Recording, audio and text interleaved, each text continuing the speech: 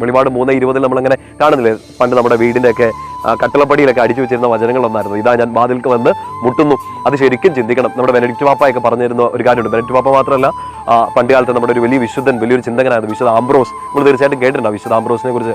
വിശുദ്ധ ആംബ്രോസും നമ്മുടെ പ്രിയപ്പെട്ട ബെനഡിക്റ്റ് പാപ്പയൊക്കെ പറയുന്ന ഒരു കാര്യമാണ്, ഈ വാതിൽ, ഈശോ വന്ന് മുട്ടുന്ന വാതിൽ, ആ വാതിൽ വിശ്വാസമാണ്, വിശ്വാസത്തിന്റെ വാതിൽ. നമുക്ക് ഈശോയെ അകത്തോട്ട് പ്രവേശിക്കണമെങ്കിൽ ഈ വിശ്വാസമാകുന്ന വാതിൽ വേണം. വിശ്വാസമാകുന്ന വാതിലിന്റെ മുമ്പിൽ വന്നാണ് ഈശോ മുട്ടുന്നത്.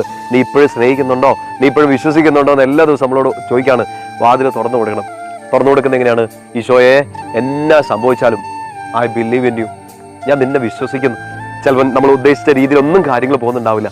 ഇന്നത്തെ ഒരു ദിവസം നിങ്ങൾ പ്രാർത്ഥിച്ച് ആരംഭിച്ച ഒരു ദിവസം ചിലപ്പോൾ ഇടിയുടെ പൊടി പൂരായിരിക്കും ചിലപ്പോൾ കിട്ടിയത്. ഒരുപാട് സങ്കടങ്ങൾ ചിലപ്പോൾ ഉണ്ടായിട്ടുണ്ടാകും. ചിലപ്പോൾ ഒരു കുഞ്ഞു സങ്കടം മാത്രം ഉണ്ടായിട്ട് അത് നമ്മളെ ഇങ്ങനെ ഭയങ്കരമായിട്ട് വിഷമിപ്പിച്ചിട്ടുണ്ടാകാം. ഈശോയോട് ഇന്ന് പറയണം, എന്നാ സംഭവിച്ചാലും ഐ ബിലീവ് ഇൻ യു, ഞാൻ നിന്നെ വിശ്വസിക്കുന്നു. ഈ വിശ്വാസത്തിന്റെ വാതിൽ ഒരിക്കലും അടഞ്ഞു പോകാതിരിക്കാൻ വേണ്ടി നമ്മൾ പരിശ്രമിക്കണം. ഈശോ വന്ന് കൊട്ടുന്നുണ്ട്, ഞാൻ കയറട്ടെ, ഞാൻ വരട്ടെ.